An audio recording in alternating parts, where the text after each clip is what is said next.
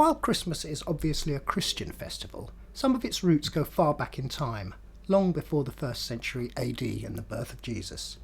We're going to take a look at some of these more unusual aspects of the Yule celebrations in the company of 3 women who practice alternative beliefs and live lifestyles a little outside the mainstream. I'm here with Suzanne Corby, who's a Wiccan practitioner and is going to tell us about the pagan origins of Christmas. Christmas goes back a long way, doesn't it, Suzanne? Indeed. Pagan origins of Christmas around the winter solstice time, which is the shortest day of the year. After that, the light increases in strength.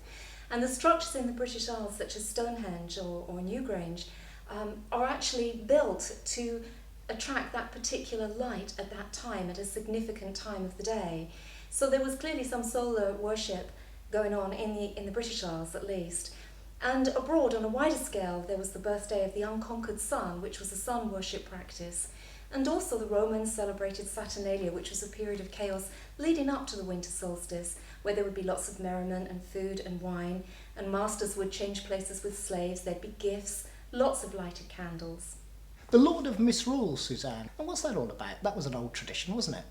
As the Christian festival enveloped the pagan practices of solar worship and the winter solstice was taken over as the time of the Nativity, the Christmas period still carried on those traditions.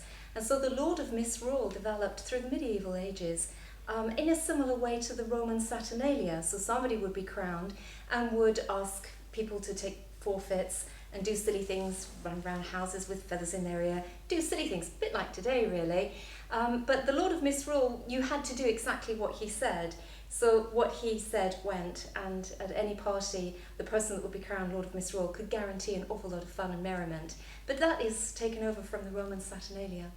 And what's the significance of the evergreens at Christmas? Bringing the evergreens into the house, the evergreens are significant. They come from the Yule practices in Scandinavia, the way that they practice the midwinter solstice.